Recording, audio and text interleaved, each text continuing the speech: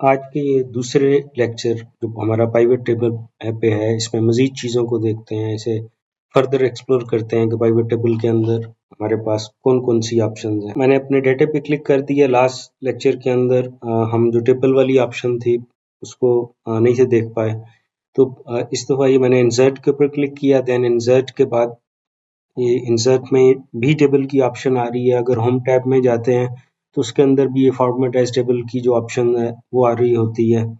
Insert के अंदर जाके ये मैंने टेबल को सिलेक्ट किया, माई टेबल हैज़ हेडर, और ये डाटा टेबल के अंदर कन्वर्ट हो गया। टेबल में कन्वर्ट करके पाइवट टेबल बनाने का एडवांटेज ये होता है कि अगर आपसे फर्दर आपका डाटा आ गया और डाटा आ गया, नेक्स्ट मंथ का डाटा आ गया, नेक्स्ट ईयर का डाटा आ गया और आप इसे इधर पेस्ट कर देते हैं उस डाटे को, तो आप जस्ट पाइवट टेबल को राइट क्लिक करके रिफ्रेश करेंगे तो आपके सारे जो एनालिसिस हैं वो अपडेट हो जाएंगे। आगे एक वीडियो में हम इसको भी फर्दर देखेंगे कि अगर रेंज नेम के साथ हम पाइवट टेबल बनाते हैं या टेबल के साथ बनाते हैं तो उसमें उसका क्या इम्पैक्ट होता है। नेक्स्ट इंसर्ट पे आ गए। इंसर्ट के अंदर आते हैं तो ये देखिएगा कि ये जो रिकमेंडेड पाइवट टेबल वाली ऑप्शन भी हमारे पास अवेलेबल है। इसमें से भी किसी ऑप्शन को सिलेक्ट करके से हम ये कहते हैं कि हमें डाटे को इस तरह से देखना है, तो ये उसने खुद से ही माइक्रोसॉफ्ट एक्सेल ने आपके डाटे को देखते हुए ये आपको ऑप्शन दे दिए हैं। इनमें से भी किसी ऑप्शन को सिलेक्ट करके वो आप कर सकते हैं, बट हम अभी ये ब्लैंक पाइवट टेबल को सिलेक्ट कर लेते हैं। ब्लैंक पाइवट टेबल में कस्टमर को हमने ऐड कर दिया है, ड्रैग करके ड्रॉप कर दिया रो में, और प्रोडक्ट को ड्रैग करके ड्रॉप कर दिया कॉलम में। इसी तरह से इधर से अमाउंट को मैंने ड्रॉप कर दिया वैल्यू के अंदर। अब हम आ जाते हैं डिज़ाइन टैब को हम डिस्कस कर चुके हैं। हम पाइवट टेबल एनालाइज के अंदर आ जाते हैं और इसके अंदर देखते हैं कि इसमें जो ऑप्शंस हैं वो कौन-कौन सी हैं। अभी मैं ऐसे करने लगा हूँ कि इसमें ये पाइवट टेबल के ऊपर क्लिक करते हैं तो इसमें ये देखिएगा कि ये अभी इस पाइवट टेबल का जो नेम है वो आ रहा है पाइवट टेबल 8 है। हम इसे रीनेम भी कर सकते हैं, बट हमें ये याद रखना होगा कि इसमें हम स्पेसेस नहीं दे सकते। उसके बाद ये ऑप्शंस है। ऑप्शंस के अंदर भी ये फर्दर 3 ऑप्शन आ रही हैं। इनको बेटर वे से देखने के लिए मैंने पाइवट टेबल फील्ड चूजर में से प्रोडक्ट कैटेगरी को ड्रॉप कर दिया फिल्टर के अंदर। अब अगेन मैं पाइवट टेबल पे आता हूँ तो ऑप्शंस पे क्लिक करता हूँ तो ये देखिएगा show report filter page. Show report filter page उस वक्त एक्टिव होता है जब ये जो फिल्टर है इधर हमने कुछ ड्रॉप किया हुआ होता है। अब अगर ये मैं शो रिपोर्ट फिल्टर पेज को करूंगा तो हमें ये देखना है कि ये हमारी जो प्रोडक्ट कैटेगरी है ये इसमें देखिएगा अभी 2 आइटम आ रहे हैं। जैसे ही मैं इस पे क्लिक करूंगा तो आपने इधर देखना है कि इधर जो ये शीट टैब्स आ रहे हैं इधर क्या चेंज आया है। ये जैसे ही मैंने पाइवट टेबल में ऑप्शंस के अंदर आया और मैंने शो रिपोर्ट फिल्टर पेज किया तो उसने मेरे से पूछा कि आप क्या show all report filter page करना चाह रहे हैं। अगर मैं इसे ओके करता हूँ तो ये देखिएगा कि उसने ये 2 सेपरेट शीट जो हैं वो अलग से जनरेट कर दी हैं। एक के अंदर ये ड्राइड फ्रूट आ रहे हैं, जो हमारी कैटेगरी में 2 ही आइटम थे, ड्राइड फ्रूट और ड्रिंक, तो ये दोनों की उसने सेपरेट शीट के ऊपर उनकी जो रिपोर्ट है वो डिज़ाइन कर दी है। अभी ये मैंने उनको दोबारा से डल कर दिया ताकि हम उसी शीट के ऊपर काम कर पाएँ जिस पे काम कर रहे हैं। देन नेक्स्ट ये देखिएगा कि ये ऑप्शंस के अंदर ये जो फर्दर मेरे पास ऑप्शन में फिर ऑप्शन आ रहा है या जनरेट गेट पिवट डाटा आ रहा है। जनरेट गेट पिवट डाटा ये भी पिवट टेबल में से अगर हमने लुकअप करना हो तो उसके लिए हम इस फीचर को यूज करते हैं। इसे हम आगे जाके डिस्कस करेंगे। बट अगर हम इधर आते हैं ऑप्शंस पे क्लिक करते हैं तो ये पाइवट टेबल के अंदर ऑप्शंस आ रही हैं। इसमें ये लेआउट और फॉर्मेट है। जो ज़्यादा इसमें से जो कॉमन ऑप्शन हम यूज़ करते हैं या जो फ्रीक्वेंटली यूज्ड ऑप्शंस होती हैं अभी मैं उन्हें डिस्कस करने जा रहा हूँ। अभी ये देखिएगा कि इसके अंदर एक आ रही है auto column width on update, ये बाय डिफ़ॉल्ट चेक है।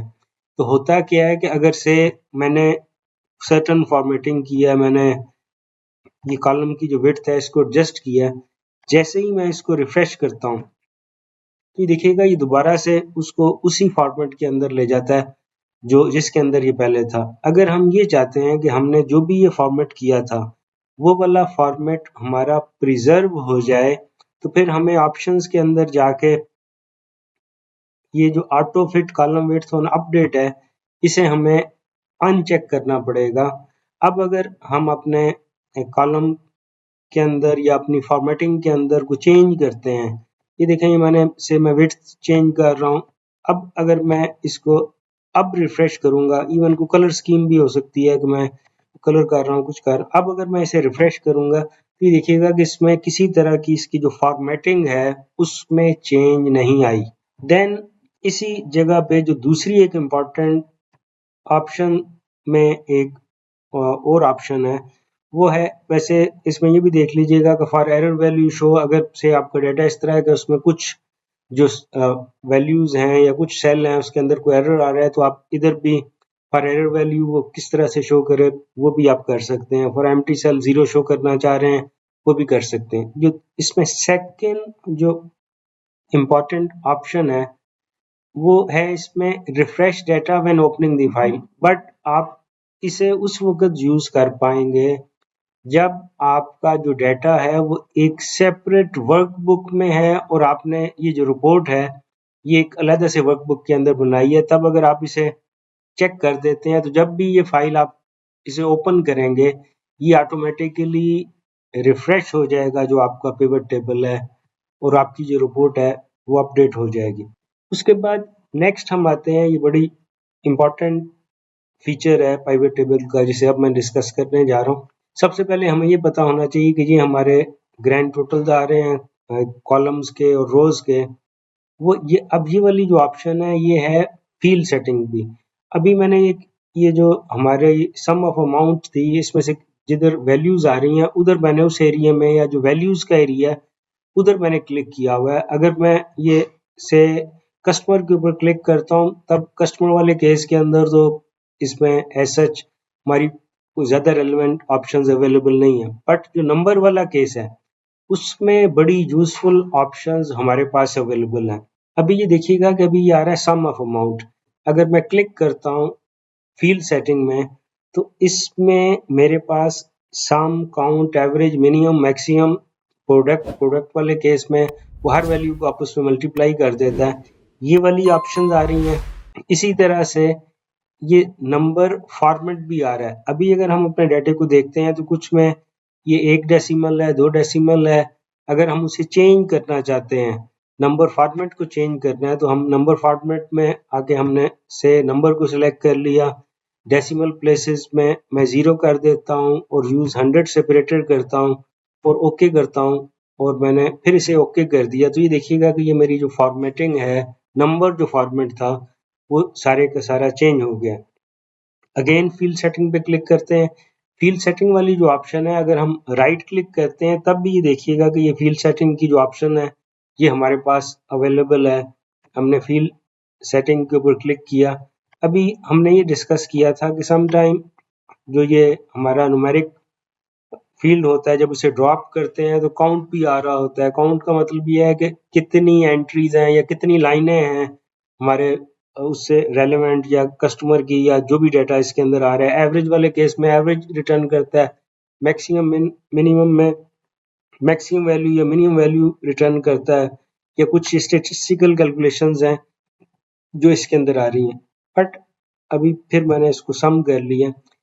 जो दूसरी रेलेवेंट ऑप्शन है या मोस्ट इम्पॉर्टेंट ऑप्शन है वो है show value as. Show value as के अंदर अभी आप ये देखिएगा कि अभी इसमें जो ऑप्शन आ रही है वो आ रही है नो कैलकुलेशन की। बट अगर हम इस लिस्ट को ओपन करते हैं, परसेंटेज ऑफ ग्रैंड टोटल, अगर ये परसेंटेज ऑफ ग्रैंड टोटल को मैं क्लिक करता हूं तो ये देखिएगा कि मैंने परसेंटेज ऑफ ग्रैंड टोटल को क्लिक किया तो परसेंटेज ऑफ ग्रैंड टोटल में उसने ये ग्रैंड टोटल आ रहा था हमारा, इसमें इसने उसको 100 एज्यूम किया कि ये 100% है।